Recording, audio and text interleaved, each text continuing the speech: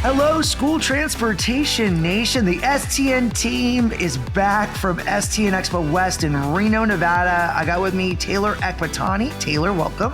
Hello, great to be on. See, that's the TNT. We had Terry and Tony. Now we got Taylor and Tony. This is great. Loving that.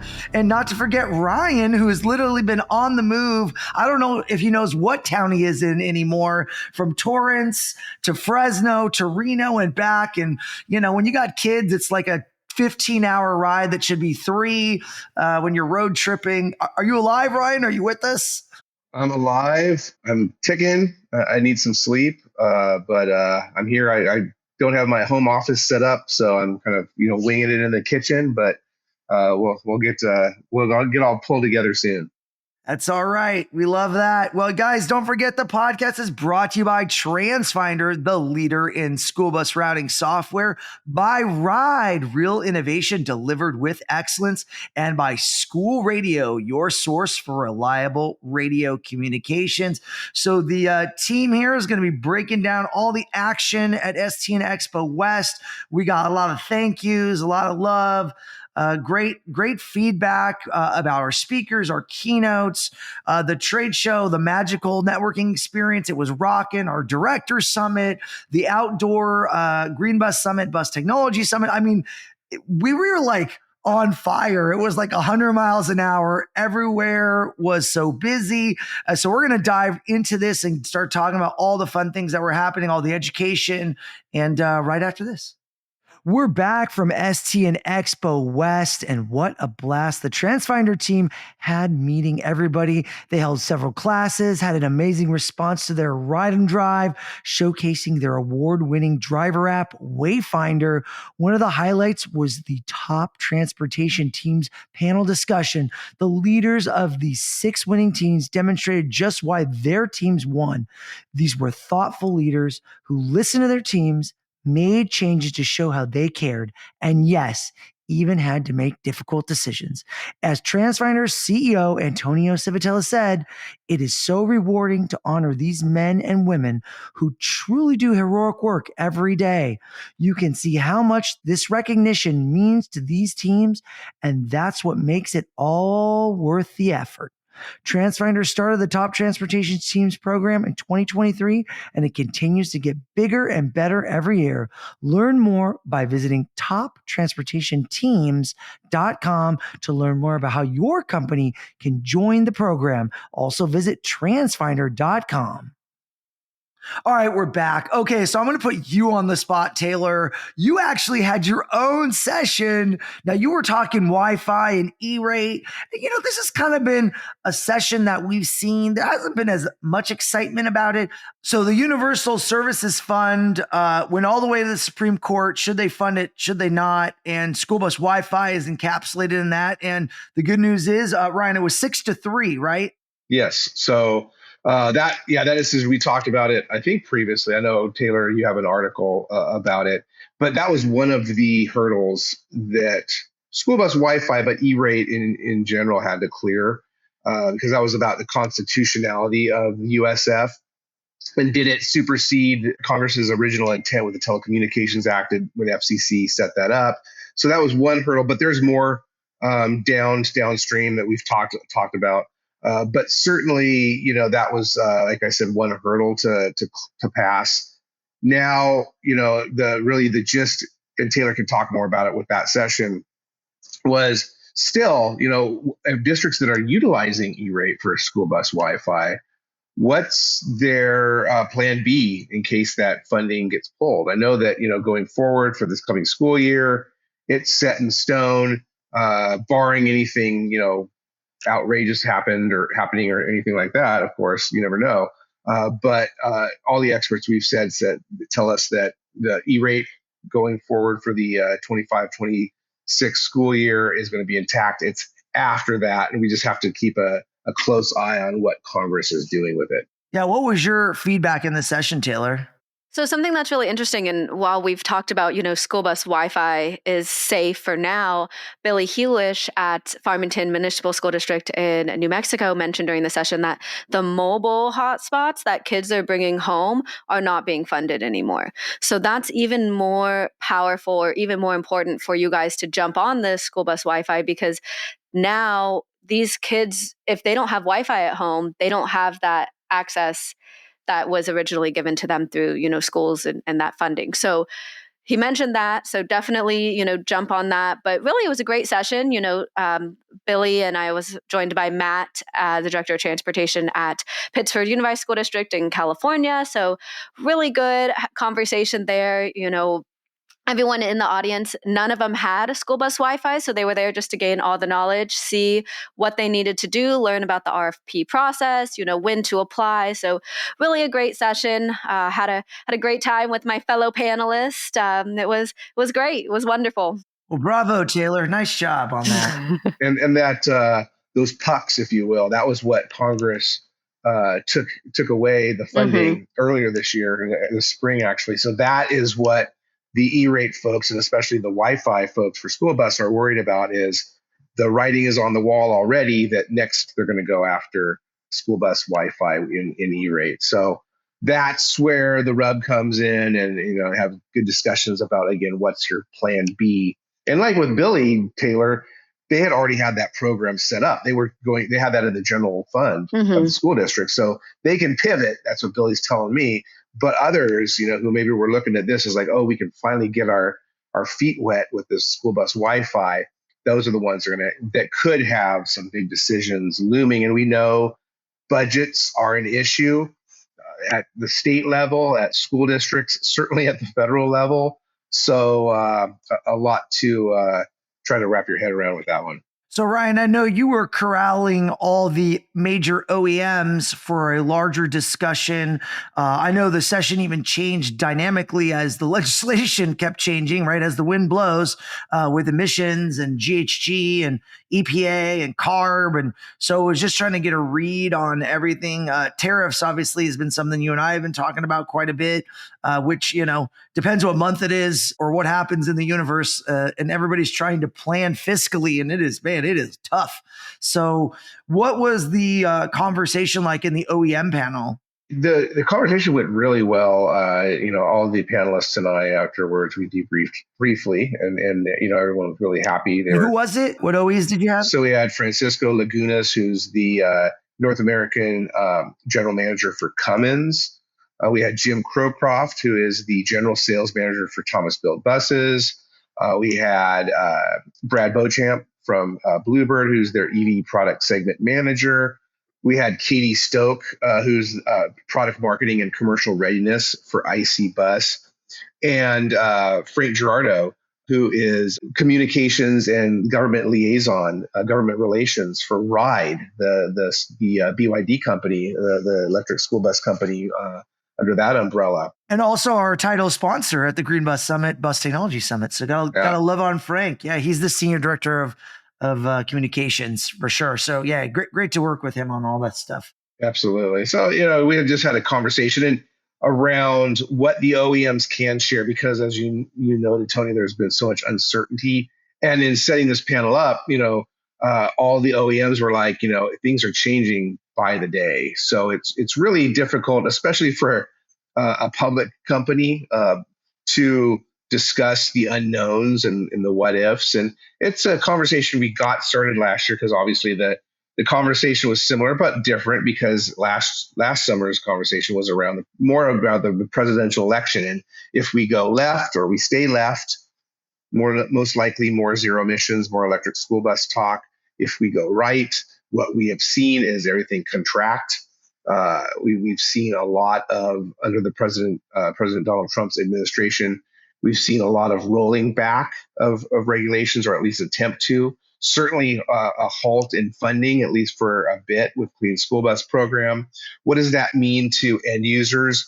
The school districts and the bus companies out there, the world keeps going around. They still have to get kids to and from school. They still need to be evaluating their purchase plans, their purchase models. How does this shift things? And the general consensus across the board was that there is still going to be an element here of status quo. Millions, if not billions of dollars in R&D money has been invested by these companies to go a certain path. And I believe Frank Girardo mentioned that, with Ride's perspective and their experience with BYD, I mean, they've been producing electric transit buses since the Obama administration. So this is nothing new to them, and they were on that path. And certainly all the others that have that fuel mix, because obviously Ride is solely electric, all the others are offering the full spectrum of diesel, gasoline, or soon will be when we have Cummins release its octane engine in the coming year or so, propane, and then certainly electric. But that there's not going to be any change. You're not going to see any rollout change from any of the OEMs amid the questions around the legalities, say, for example, of eliminating the waivers for the California Air Resources Board for advanced clean trucks rule, where we've talked about it in the past a lot of times with the OEMs needing to hit certain benchmarks each year for zero emissions that they're selling into the marketplace, which we, up till now had meant that diesel school buses and diesel trucks and whatnot would not be available or as available in certain states or certain markets. That seemingly has been relaxed. Again, California and others have sued the federal government because of what Congress did with the CRA recently, where they eliminated those waivers, 3 waivers for CARB. So that's just one element. But the OEMs are saying, hey, again, we know what we need to do, what we want to do. They still continue to have commitments to zero emissions. Cummins still has its 2050 plan, their goal for zero emissions. So I think it was basically stay the course. You're going to continue to get support. You're going to continue to have the buses available that you need. Now, there's a lot of unknowns. You mentioned tariffs. That goal line keeps being moved back and forth.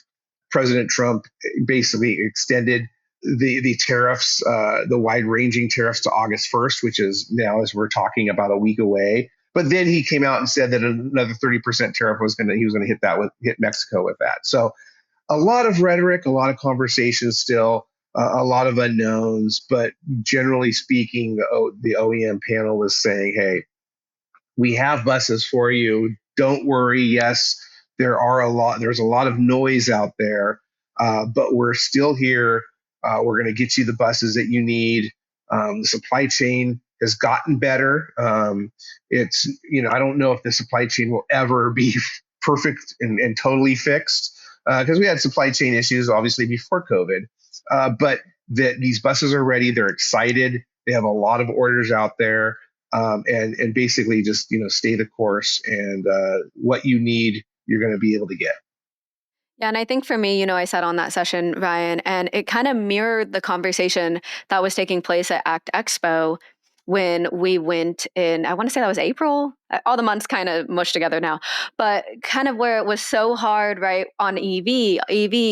And then I know Jim at Thomas on this last session that you were moderating kind of mentioned, what a difference 1 year makes. Last year, everything was EV focused, and that's because, that's where the tides were pulling, the money was Yep. pushing, right? Yeah. And so now he said it was like a complete 180 this year, where it's time to talk about all the other offerings and, what is the most practical for your school district. And he even used the word like there was EV fatigue. So I think that's very interesting. And I think that's what we saw at ACT Expo that we reported on so much about, is that it's going to be more agnostic in terms of fuel and what we use and what we see the industry use. Yeah, I think that fatigue I think it's been around, and I think it's been being voiced more publicly recently. Certainly the end users that I've talked to have had EV fatigue for years. And, I sensed a shift in that conversation, even the past couple years at ACT Expo, I know I spoke with some people that felt that it was really like all of a sudden it was like all EV, all hydrogen, all zero emissions, and then it shifted this year. I felt that actually to the folks at ACT Expo have done a good job over the last couple of years of saying, hey, there's a fuel mix here, and those sessions reflected it. But yeah, you're right. Certainly this year it was like all in on, we need to have that village of fuels available, and certainly for the school bus industry, we see that.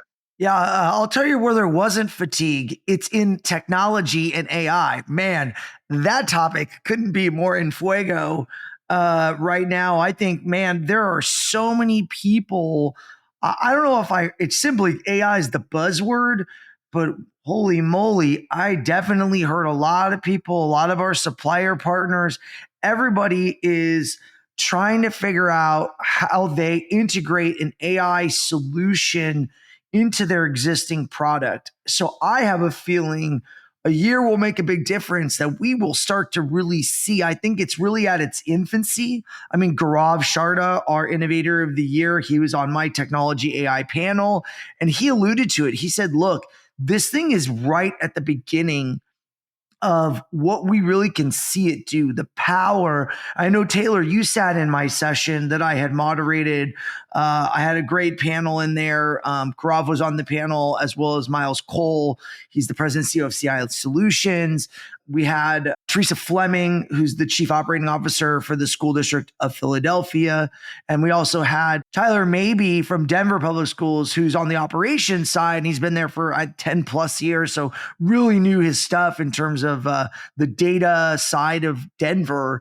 And so there was tons of dialogue. We covered a big spectrum of topics on ridership, tech and AI. We discussed kind of what are future technologies they're looking at, a lot of the driver-facing cameras, the analysis there. It was really interesting. Taylor, what was your kind of big takeaway? I know you were writing an article. We're looking for it on stnonline.com real soon. But we got, by the way, awesome coverage by the editorial team because Taylor and I were flying home. She's like, I think we did like 15 latest news stories. It was like a mountain of news. And also we had our whole team really like stepped up and did so many event newses and wires. And there's a lot happening at the show. So you guys really captured it well.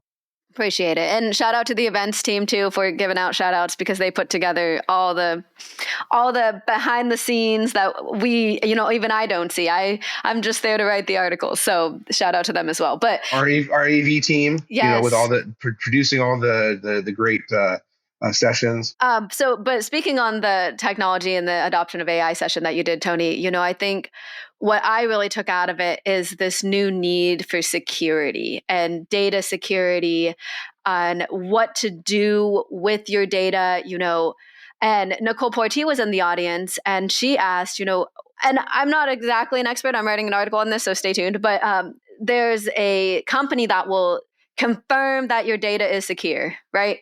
Is that, they called it SOC 2 compliance. Miles Cole talked about it. And then Tyler alluded to it, that there's a whole kind of worksheet that maybe you should work off, or Gaurav said it. He basically was like, look, we have this kind of document that said you must comply to these parameters because we have to have this for student data, SIS. Ryan and I have talked about it a bunch, right? Like a lot of districts have been hacked or there's things. And then somebody had brought it up to me. There's a big product called Power Schools that was hacked, which is like insane. And so that affects absolutely every school. And I think when I say every school, like I think all the schools are using Power Schools. So I don't know how that affects transportation, but I think it definitely has put everybody on notice that you're potentially vulnerable, and not necessarily through only you, through partners that you might be working with. So now everybody's kind of tightening up a little bit. Right. So it's like you want to get people, you want to hire vendors, you want to hire, the companies that have this kind of compliance, that are in check with these security procedures. And so Nicole kind of asked about that, what are the steps and what do you kind of do for data security? And I think that was kind of a big overtake of the conference as well. Just kind of like, the past couple of years, it's been so technology focused, and now it's kind of shifting to, okay, we have all this technology. How does it integrate, and how do you protect your data? And I think that's kind of what I'm looking at for the September issue as well. But yeah, I think it was a great conversation. Loved all the panelists. So shout out to all of them. But yeah. Yeah, that's great, Taylor. I appreciate you being in there. And yeah, I mean, the good stuff keeps coming, but we're going to take a quick break and come right back to it. Hey guys, the safest family of electric school buses just got bigger. Meet the creator, the all new Type C bus from Ride with seating for up to 72 students and a range of over 170 miles on a single charge. The creator joins the Achiever and Dreamer to form the most advanced lineup of electric school buses on the road. Visit ride.co to discover the future of student transportation. Ride. They're changing the way kids get to school. All right. So let's go with John Petz. So John was our keynote. Nobody quite knew how John was going to impact the audience, the message. I mean, he did our director summit great, gave a great presentation to all the directors. If you saw our social media feeds, we were all over the place, but I did some recording while we were there. 120 transportation directors and 25 different companies networking. First day down in Reno, I led the discussion with our more of a roundtable icebreaker sessions with some kind of topics to kind of get the directors thinking, talking, networking. And then John came up and did rules of amazement, like creating moments that transportation professionals can do for their kids or their families, and just how important those moments can be for people.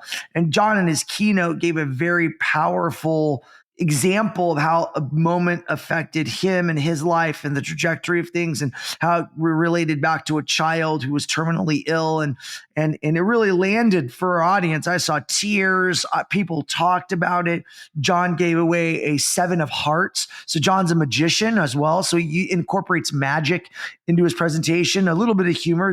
This was a little more of a powerful emotional connection that he made, but it just a really strong discussion from John, and how I think it affected the attendees to really put them in the mindset of how important their jobs are and the effect that they have on children's lives. And I really enjoyed it. Taylor, what did you think? Yeah, I think, I'm feeling the same way, Tony. I never go to TD Summit. So then when I see them back at the conference center, I'm like, oh my gosh, that was so good. It's so different. He changes it up, but truly affected the audience. I was talking to Daryl Dotson, and I just wanted to give him a shout out. He is from Fountain, Fort Carson School District 8. And he said he's been coming for the past 4 years. And this has been his hands down favorite keynote address. So I think that resonated with a lot of audience members. John pulled humor, but also storytelling, and really talked about the moment. And I appreciated that. Every single moment defined you, can define something. And focusing on those moments, I think, was just really powerful. And he was probably I was trying to think back, Tony, when was the last time we got a standing ovation for our keynote speaker? I mean, I'll tell you, I can't even remember. That's how long it's been. It's been we've gotten one or two, but it's been a while. Certainly not since way before COVID happened. And I had several folks come up to me and say, this was the best keynote that they've seen us put on stage. Like Taylor said, that emotion. He's an amazement artist. He calls himself the world's first and only amazement artist, and it's all about finding that significance in the simple moments. And that story you told briefly, Tony, about that terminally ill child in the hospital, that's led now John to have his own event. And actually, he was leaving Reno to go to that event that he hosts every year for sick children. And he works with hospitals. And so obviously, when you're talking about kids, that's what it's all about. We mention it often. We talk about the technology. We talk about electric school buses and propane and diesel. And we talk about the driver retention issues and the employee retention issues and maintenance and et cetera, et cetera, et cetera. But this industry, when it comes down to it, it comes back to the children that are transported. And anytime that you have that message, you're going to knock it out of the park. And certainly our attendees greatly appreciated it, and elevated John to that pantheon of worthy speakers at STN, of standing ovations. So let's go to day 2. So we did the magical networking event. It was magical. It was fun. Lots of new products, great networking, cool vibe. And the next day, we had an unlikely keynote. Jim Schiffler, he's a veteran school transportation industry guy, family business. His brother and him had a contracting business. His daughter and son-in-law run Easy On Products. It's just in the blood. He was a school bus dealer in Minnesota for Bluebird, and he really brought a leadership vibe to the discussion. I mean, when yellow runs in your blood, man, this guy, he has it, right? And he really talked a lot about leadership and your team, and even was so compelled to write a book. I think it was called Stepping Up. Wasn't that it? It's called Stepping Up from Valued Employee to Supervisor. Yeah, that's right. Yes. Yeah. So he really drove home kind of his message. I mean, Taylor, were you in there for this discussion? Of course, Taylor's everywhere. But yeah, and I think that's key, right? He kind of mentioned there are some people that just maybe shouldn't be in leadership, or maybe there are some people that you haven't talked to about being in leadership, or maybe you can't just give someone a role, right, and then not do follow-ups. And so he talked about a lot of that, of let's train you, let's do these sessions, let's talk about it. He told a personal story, kind of mentioned where he promoted someone, and then he had that conversation with that person, and they were just feeling sick about having to do, one-on-ones. And he was like, okay, maybe this leadership thing just isn't for you, and that's okay. And so I think he kind of broke down the different aspects to being a leader and what that kind of looks like in different operations. Ryan, what was your take on it? Jim is, I've known, I had to remind him, I met him probably 10 or 11 years ago. And, he's such a Minnesota nice guy, and he actually, worked when he was, doing his contracting and dealership. It was also in South Dakota as well. But he mentioned that, he was born into this industry, literally. And I know, Tony, you and he had a chuckle before he took stage and talking about your backgrounds and whatnot. And he literally was born into the industry. His dad was a contractor for school buses. And so he literally has yellow in his veins. And you can see that. He was up there, talking about his book. Super relatable, right? So relatable. Super relatable. Yeah. But a book that was really, it was his decades of experience running businesses and being in the school bus industry, and just, sharing that wisdom. So, it didn't have some of the pomp and circumstance of some of our other keynotes, like John Petz and his amazement with doing magic tricks on stage. But Jim definitely connected with the attendees. It was a great way to prepare for our second day of the trade show. So, really excellent job of conveying just the importance of, leadership and grooming, and, making sure that your folks know what they need to do, and can execute. You give them the tools that they need.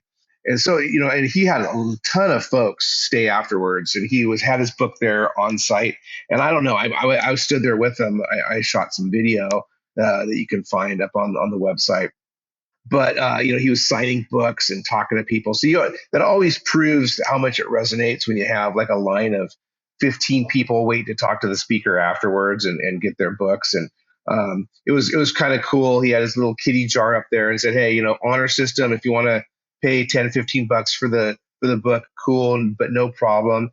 And boy, he looked like he was running the open bar at TD Summit. Like he just was, people were tipping him and throwing money in there. So really, really good inspirational talk in a different way than John Petz, but really connected with folks, and provided that valuable content that's one of those pillars of STN.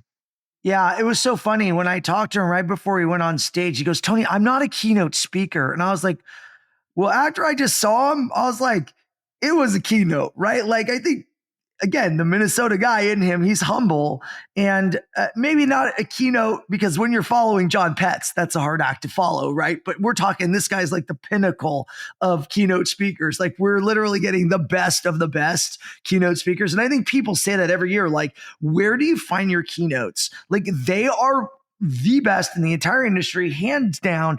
And I love hearing that because that means we're doing a good job, Ryan. It just means that we're landing, we're picking people. And sometimes it's a bit of a Hail Mary. You look at somebody and on screen, they have a message or a topic, and you're like, you have to just trust or have faith that this person is going to come out strong and deliver a powerful message. And John did it, Jim did it. And I know you found Jim and he felt so compelled to participate. So he rocked it, man. So props to Jim and the team there, and really appreciate him providing a powerful, relatable keynote heading into the trade show. And even the trade show on day two, I heard a lot of people say, wow, there was a lot of people here. Like they thought usually the day two trade show kind of like it fizzles a bit. You know, we get people leaving town, they're trying to get out of Dodge, but we kind of had it all the way to the end. It really didn't have a big lull. Maybe the last half hour of the trade show, you saw it dip a little bit, but everybody was trying to head to the next class. Ryan, you put together the power panel of Quenica Duke Spruill from Newark Board of Education, Nicole Porti, our Assistant Superintendent of Charlotte Mecklenburg, and Teresa Fleming, Chief Operating Officer over at the School District Philadelphia, for a new type of session. It was very leadershipy, like a roundtable discussion, get everybody standing up, get everybody talking. I mean, we got something special there, Ryan. I really liked it. Activities and breakdowns. So that session was called Bet on Yourself, Bet on Your Team. So it was taking the approach, two parts. The first part, let's look internally. Let's look inwardly. Let's look at ourselves. What kind of leader, what kind of person are you? How do you learn? The Briggs Myers type tests. We've had similar things in the past. We went through that as an organization many years ago with our friend Don Harkey at People Centric, another former keynote and a speaker at STN. Really understanding how you work and how you relate to others, and understanding how others relate to you, and then looking at, okay, how do you take this to the team level, and how do you instill leadership in your team, or how do you accept leadership in your team? How do you work with your superiors, your assistant superintendent, your superintendent, your director of operations, and how do you relate with your associates, your direct reports? How do you relate with the students and the parents that you service? So again, you mentioned our speakers. We had this powerhouse. We had Quanica Duke Spruill that you mentioned from Newark, New Jersey. So she's the executive director of transportation, very large urban school district. We had, you mentioned Teresa Fleming. You mentioned her earlier. She is now the chief operating officer for the school district of Philly, oversees transportation.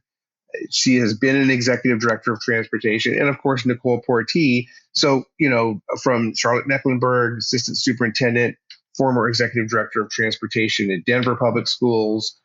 She was also an associate superintendent at Guilford Public Schools in North Carolina. So, three ladies who really know management and leadership, effective organization skills, and breaking down all the nuances that you need to know about yourself and the folks you work with and work for, to really find a cohesion.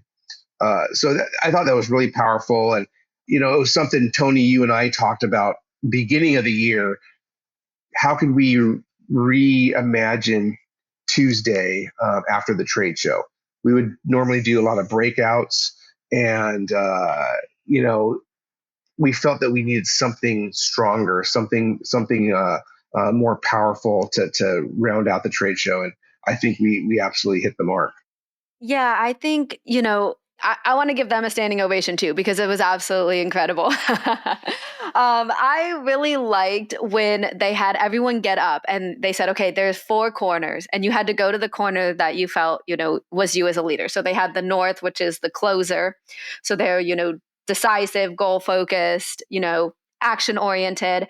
The east, which is the visionary, idea generators, inspiration catalysts, the south, which is the nurturer, so relational, team builder, and then the west, who's the analytical, detail oriented kind of person. And so they had each person stand up and go to the corner of the room they felt most represented their leadership style. Some people stood in the middle. I saw you over in the north, Tony. I think you could have been more northeast, visionary and closure. They said to pick one. They said, what is the one that represented you the most? I was trying to there were some people that could not commit to that. They literally, one group stood in the middle. Yeah. Some people were like halfway. I was like, what's happening right now? I thought we had to commit. So, but it was neat because they all talked in their little groups, and then they had a representative for that group kind of speak, okay, I am in the South because of this, and this is a situation that I had. And so it was just so interactive. And sometimes after the trade show, you had lunch and you had a long day on your feet. You're kind of sitting in those sessions like, all right, let's get through this. But I think that session was just so dynamic, so interesting, got people off their feet, got people talking with one another and truly sharing stories. And that's what Expo is all about, right? It's not just about the content that you get in the sessions, but the content from other people that you're talking to, that you're sharing with, that you're networking with. And that really showed in this session. Excellent. All right. Well, we're going to continue in just a second after a quick message. Hey, safety is a number one priority for everyone in school transportation, and even more so when needing to communicate in a school bus setting. School radios, push to talk over cellular or POC radios, are the safety enhancement you need to provide clear communication across all aspects of your fleet. Schools, SROs, that's school resource officers, and beyond. School radio helps take safety and connectivity a step further by offering interoperability solutions that bridge conventional two-way radios with POC systems, creating a unified network that boosts effectiveness and safety. This integrated strategy guarantees smooth communication in both emergency situations and daily activities. To learn more about how school radio can improve safety in your communication methods, visit school-radio.com. That's school-radio.com. Yeah, that's great insights, guys. I really appreciate that. And so, Ryan, you conjured up the last day, Wednesday. Everybody's on fumes, and we send them out on to the parking lot. No pun intended on the fumes. Yeah, literally smoke. Yeah, right. Yeah, no. And so we pushed them out in the parking lot for a little smoke on the bus. I was talking to Taylor about it. Taylor had an unfortunate incident. She left children. You're gonna tell them. She got stuck inside the bus. You're not trying to escape a bus, and you got to imagine a smoked bus. Your eyes normally would be burning, right? Fog doesn't represent the actual damage that your eyes would be affecting, but you're trying to see, you couldn't see anything, right, Taylor? It was like pea soup. Oh my gosh. So Ruth Ashmore and I did it together. And so they used pillows this time. They hid pillows throughout the smoke filled bus. And I just want to say, we went at the end. Okay. So the fog, the smoke, it was really brewing. So it was even harder to see inside. Full. It was dense. Yes. So you have to get in, and they say you have to get on your knees and you have to start, feeling around. The minute I got in there, I instantly panicked, and I couldn't. I was yelling at Ruth. I was like, Ruth, you got to help me out. So I'm trying to feel. You're trying to see through the fog, and then I made my way out to the bus. I found one kid in the wheelchair, and this is on Ruth and I. We just don't have that training, so we don't know how to unhook them from the wheelchair. So that was another panic moment. And then we also don't know how to open the back door of the school bus. So this could also be if someone's in a panic, right? And this is why training students and training your drivers is so important, because Ruth and I were just kind of in there without that previous training. So I get to the back door, and Ruth has 2 kids, and I'm like, help, let me out, right? Please, I don't know how to open the door. And so I could totally see how in those situations where it's not a drill, because I was panicking in a drill situation. And there were 5 kids on the bus, and unfortunately Ruth and I only found 3. So it really Oh no, Taylor, what about that, the other I know, I two? know. I know. Don't feel bad because there were 2 attendees, and I didn't catch where they're from, but they also left 2 on the bus, and these are folks that this is what they do. So It's hard. to your point, it's and I didn't see many people get emotional. I know that's happened in the past when we've done similar smoke on the bus evacuation drills, like for example our evacuation day long hands-on training at TSD. But the instructors just were outstanding. Speaking of TSD, we had Diane Wilson from Region 6, ESC in Texas. We've written about her Operation Steer that she developed using a Texas DOT grant. That she has about 250 participants from across the state that come out and do a wide range of school bus casualty training, emergency training, including evacuating a smoking bus. So she got that idea from the evacuation training that we do at TSD. Frank Gaisley, who a lot of folks know from his work with TransFinder or 247 Security, he's actually an assistant, a volunteer fire chief, I should say, in New York State. So he was there lending his expertise, and he's run a lot of these types of drills. And it was all led by the great Paul Hassenmeyer, the chief of the fire department for Hernando County, Florida. He's also the director of public safety for the county. He was here in Reno last summer as well. We kind of reconnected. Some of you might remember Paul from years back. He came out to a couple STN EXPO Renos and wrote several columns for us. So he, is just one of the preeminent fire trainers in the nation, and has really taken ownership of the school bus segment and training that. So he's got a book called School Bus Extrication that he wrote last year. He had that out in Reno last year, as well as a few copies this year. And just stay tuned. Paul and I have some big ideas. So, gives everyone out there in the nation a reason to check out what we're going to be doing in 2026 and beyond at the STN Expos.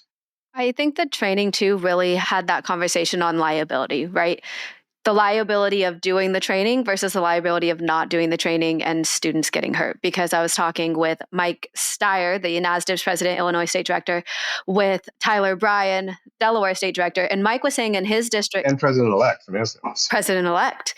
So he was telling me that when he was in his district, they actually trained kids on how to get out of the window. Okay, and I'm looking at the school bus window, and it's got to be Taylor height, okay? But that's like 5 feet. But he's saying, we train kids. They did it during PE. All 1,300 of his students were trained on how to go out of the window. And Tyler was just absolutely shocked and blown away by that. He was like, what is the liability there on putting these kids through that window? And Mike was like, okay, what's the liability of not? And so I think that's a bigger discussion to have, the liability on training, okay, if a kid gets hurt during training versus if you don't do that training and a kid gets hurt in an actual crash. So I just wanted to bring that up because I thought it was a really good conversation they were having that, I was in as well. And so it just sparked that discussion. Absolutely. And then speaking of liability, we started STN Expo, one of our sessions, with the great Dick Fisher and Pete Baxter, who were looking at accident investigation. Industry Ironman, Ryan. Preparing yourself for court, yeah. So, it was outstanding. And of course, last year we awarded Dick with the really inaugural STN Lifetime Achievement Award.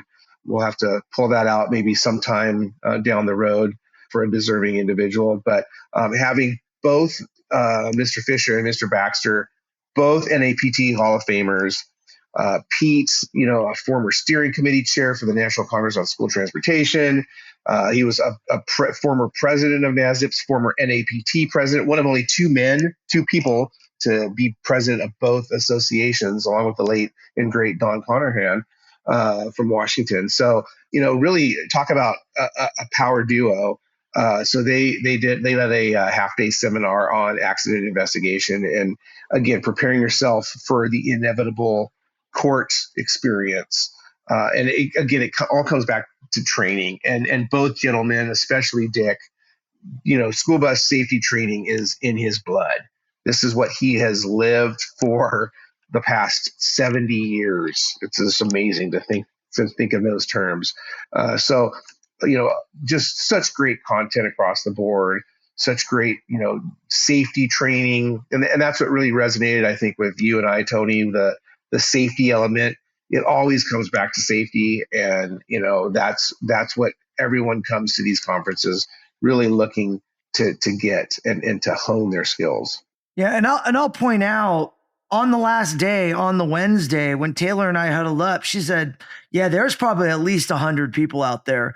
And to get a turnout like that on the last day for a 4-hour session in the warm Reno weather, clearly people need that sort of training. And obviously the argument, and it's philosophical, I guess, in nature, is do you or do you not?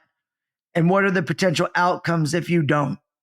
And that's scary. I think you're dead on, Taylor. And I would feel conflicted because people are going to say, from a risk management standpoint, no, don't do it. The kid could get injured. But at the same time, where does the emergency training or emergency response awareness occur? And, it's almost like you got to constantly train to get up to speed. And not every bus is built the same. I mean, even we see that with police departments and fire departments when they get the opportunity to take an old bus and perform a drill. It's really helpful for the emergency responders who don't interface with those types of vehicles often. So it's very interesting. I know we've done training like that in the past, or live action experiences have been done at multiple conferences around the industry. But, we saw it at STN EXPO again this year. Our safety sessions were packed, standing room only. It's clearly what people want, and people get excited about that. So this was really a great time for the industry to come together. Like I said, over 1,000 total people, exhibitors, attendees, speakers, trade show onlys, our team, everybody kind of coming together for a really unique, powerful conference experience. So if you guys came out, thank you for coming. If you didn't and you saw the great social media coverage, sign up next year. We got our TSD conference coming up in November.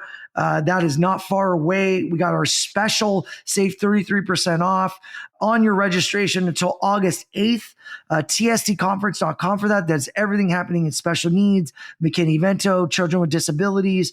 There is a fantastic program there.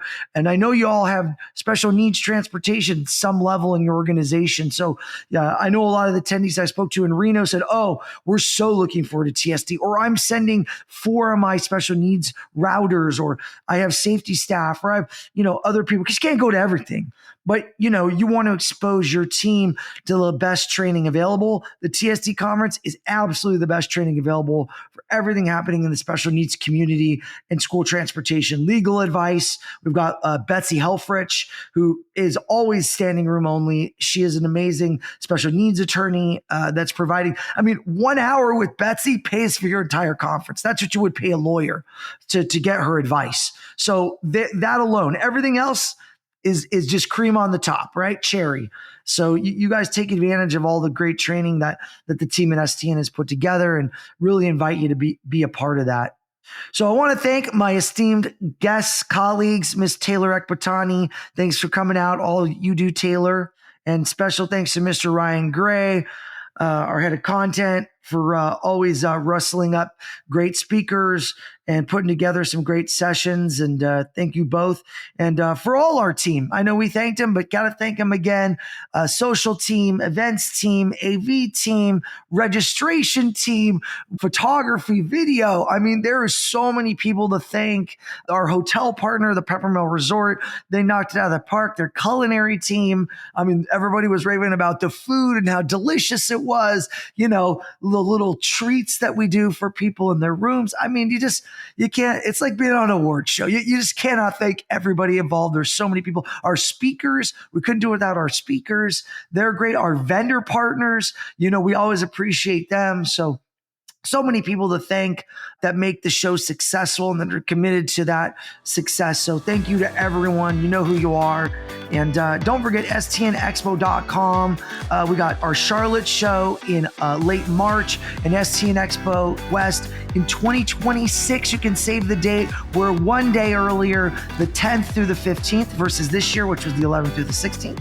So we'd love to have you out there next year, guys, for all the great training. If you're having that FOMO experience, we're here for you, and we'd love to have you participate and get everyone in your organization involved, because we're really committed to your success. And as Ryan said, our three pillars are content, community, and commerce, and we really hold true on that. So we appreciate you. We appreciate the School Transportation Nation for listening. We thank our sponsors as well, TransFinder, Ride, and School Radio Nation. We love you. We'll see you next week.